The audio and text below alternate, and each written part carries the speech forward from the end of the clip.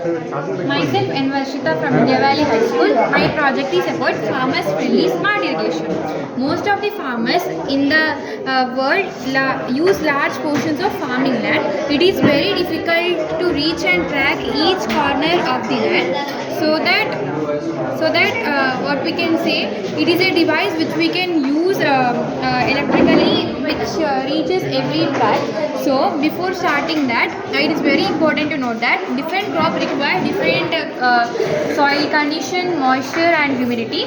So that I have designed such a project based on smart irrigation. So let me explain each one briefly. So this is called as soil sensor. This is cathode, this is anode. Cathode in the sense it is negative, and anode in the sense it is positive. This is logic circuit. It is a device electrically charged which we can use to send the information to microcontroller.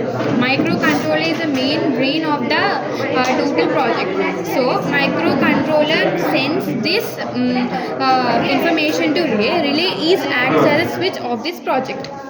So automatically the switch will be turned on, then automatically pump will be on and sent towards the crops. Okay, right. Sir, once you touch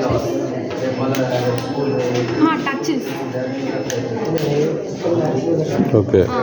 When the soil is dry, then automatically this soil sensor will be automatically give the information to logic circuit. Logic circuit will give to microcontroller. Microcontroller will give to relay. Then the switch will be turned on automatically and the pump will be turned on. Okay. So when the soil is wet, the automatically the pump will be turned off. Okay, right. Good. So, sir, we